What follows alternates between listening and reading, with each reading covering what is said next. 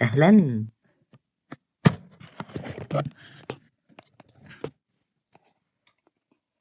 كذا كان ايه تاني؟ لا، اوكي دي ده القناة صح.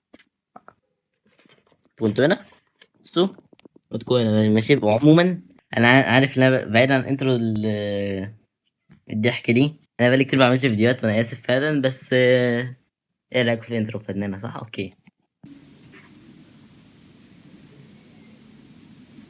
اهلا وسهلا. اوكي انا عارف ان دي مبدئيا مكان فخم عليا، حرفيا هاي كلاس.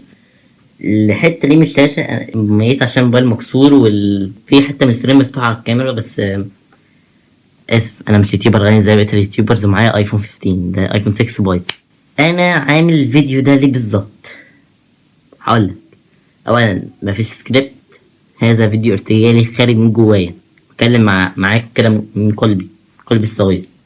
الفيديو ده متصور في 2 رمضان، يعني مش واحد، عشان أكون مصداقيا. يعني أول حاجة ده شهر كريم، رمضان كريم عليكم، وهذا الشهر اللي نتحدد فيه هعمل تحدي، او هنعمل كلنا. يعني ده الفيديو ده اللي وجه النصيحة اللي احنا هنقطع نت، يعني فيسبوك لا، تيك توك، انستا، فكك من الكلام ده مبدئيا.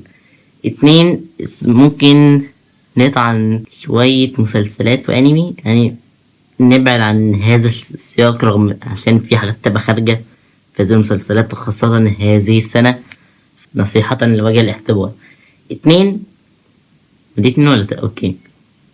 2، هنحاول نصلي في المسجد كل يوم. نحاول كلنا نصلي، يعني نصلي في المسجد، عشان ده شهر مقبول. انت حرفيا حسنات، فوز حسنات لا نهائية، تكسب حسنات. فده مبدئيا. ثانيا انا مش شيخ، ده فيديو لوجه النصيحة، عايز تعمل ما تعملش براحتك، بس ما بنصحك سلاسة.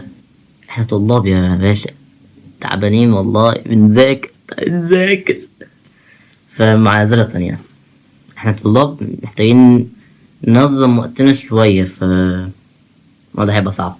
أنا عارف، معرفش. ده فيديو مثلا، بحاول مثلا فيديو إني أقدم لكم نصيحة. 2، أحاول أنزل على القناة. وثالثا إن أنا أتأسف عن الفيديو كواليتي دي، في صدى صوت مش أحسن حاجة.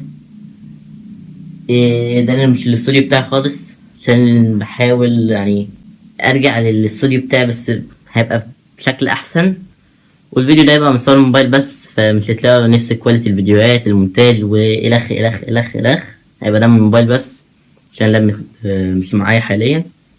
وقولوا لي ايه رأيكم في هذا الاستوديو الفخم. الفيديو ده فاهم مش معايا ستاند، حاولوا تدعموني عشان نجيب كاميرا بدل البايظة دي، ونجيب ستاند عشان نعمله من فوق ونعمل جودة احترافية عالية. وأشكركم على هذا المتابعة ومتابعتكم لآخر الفيديو، وأشكركم.